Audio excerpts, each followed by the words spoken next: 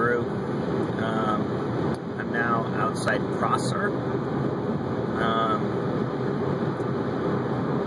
heading in up to Ellensburg and enjoying a lovely morning. I guess it's not quite an hour since I made my first little video cut. I want to talk to you a little bit about stuff I was thinking about, and I was thinking about, I know I've had these conversations with you a number of times about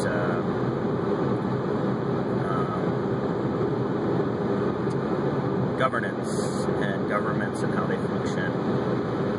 And one of the things that I've been thinking a lot about lately and relating to the work that I've been doing is the idea of change management.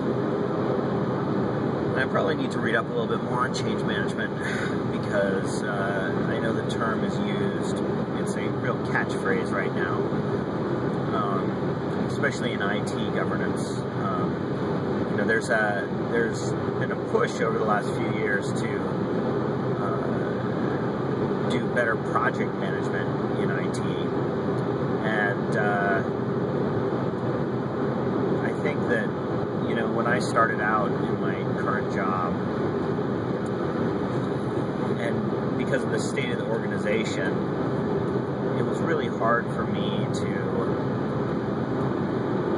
really think about putting resources towards someone just to manage a project who didn't have technical skills, who wasn't going to be doing technical work and actually producing a clear technical project or product. But as we've moved forward, I mean, we're working on a couple of projects at work. One is extended relationship management system, which essentially would try to create a basic framework which we can use to manage all the information within the organization, so that it will all be related in one system. And basically, it would create the basic infrastructure. I keep using the word basic. It would create the infrastructure that would allow future development to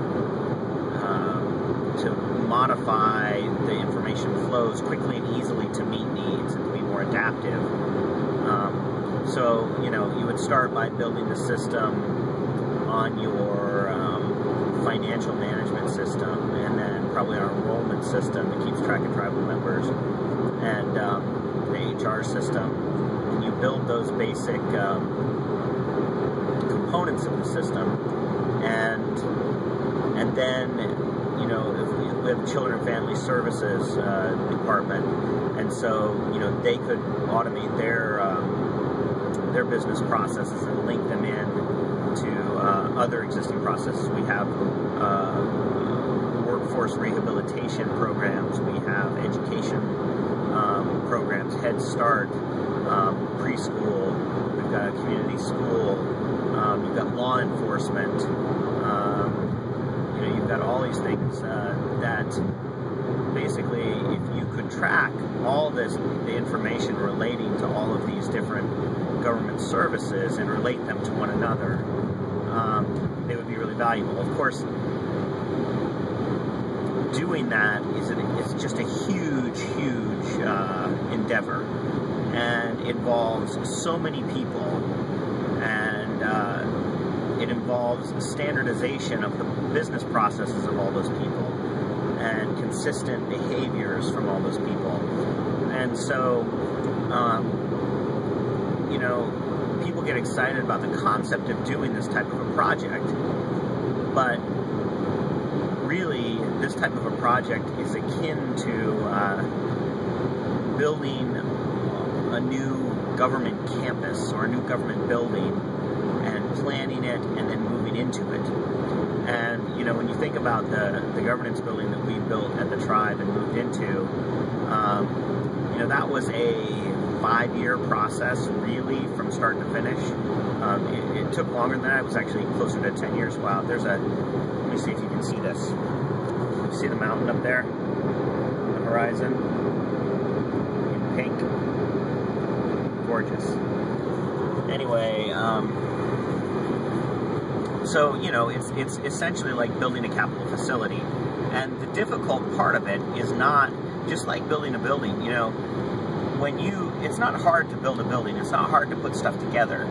It's hard to plan your building and think of all the possible contingencies so that the building will meet the needs of the organization once it's in place. And you don't end up tweaking it and modifying it and constantly having to pay extra to make the building do what it needs to do. And it's the same thing for these information systems. And it's even worse with information systems because people can work around them more easily than they can work around a physical structure. So if you build an information system to allow people to make better use of their information and make better decisions, then in order for it to work, the data that is collected and maintained has to be high quality. And a lot of the problem is that in an organization such as ours, there's a culture of independence and libertarianism. I think I've talked about this before. And so the problem of implementing extensive information system like this becomes a social problem. And so you need to think about addressing that problem in a very mechanistic way, which is hard for people because they think of it as they think of the social problem as being something that's sort of unknowable, and it involves coercive behavior and shaking people's hands and finding out what they want and trying to you know, and adjusting your behaviors and give and take and negotiations and those sort of things. And really what it comes down to is you need strong executive leadership, you need a strong vision for your outcome, and you need a clearly stated outcome. Then you need a process for communicating what that vision is to all the stakeholders. So the vision is not actually an operational vision, but it's a vision for outcomes. So you say, you know, as an organization, we want to be able to do these things and we want to have these outcomes for our constituents, the tribal members. As a policymaker, I want to have certain information so that I can make better decisions about how to allocate resources in the future. And so those are your outcomes. And if you can articulate those and state them clearly, then you think mechanistically, how do I get that information to the people who are going to be doing the work and help them understand it so that they will then be able to adjust their business practices to make sure that they address that vision, that outcome vision. And so what you end up with is you allow the people doing the work to design the business processes for their own information systems. But they have to design those business processes in response to not only their local needs, but the greater needs of the organization as stated in the larger vision. And the problem is that in order to make this happen, it involves a lot of communication. And so you need actual predictable mechanisms for allowing that communication to happen. So you have to have a predetermined process where everybody involved understands what's at stake, what the outcomes are going to be, and what the opportunities for feedback are going to be, and where decisions are going to be made. And then, so you have to have, you know, the crafting of the high level vision, and then that vision communicated to the people who are more operational. Then you have to have the operational people communicating how they're responding to that vision to the people providing the vision. And then you have to have further communication about that. And then you have, you know, decision points where you say, we're locking in here on these business practices. Is this okay? Is what we're locking into what you understand it is, and do we understand it? And then you have a schedule for the adoption and the implementation where you allow more further modifications to be made within, your boundaries you've created. So this whole process, this is the process of change management. It's managing the design and the adoption of new systems of governance. But then you also have to have a governance process for making decisions about what changes will and won't be made. So you have to have somebody with the decision-making authority. You have to have some committee, some commission, some executive that's going to have the final say. And everybody has to understand who that person is and the criteria they're going to be using for having the final say about what gets adopted and what doesn't.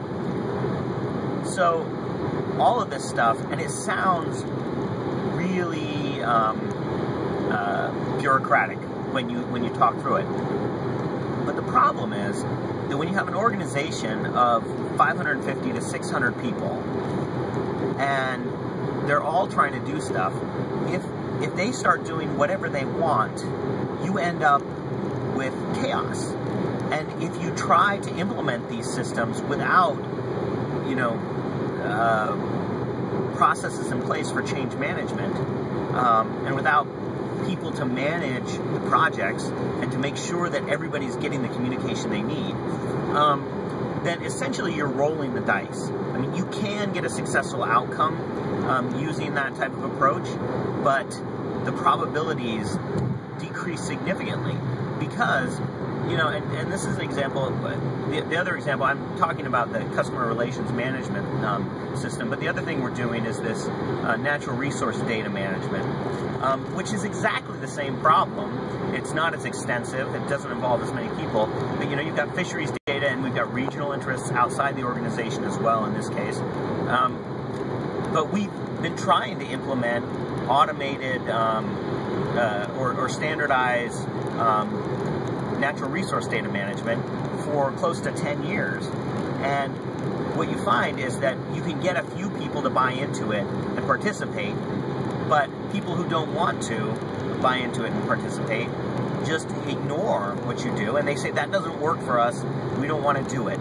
And even if you have someone top down telling them to do it, what they'll do is they'll constantly look for ways to meet the letter of what they're being directed to do without meeting the spirit of it, if they don't understand, the bigger picture. So, anyway, this is something that I lay awake thinking about from about 2 in the morning till 4 in the morning today, and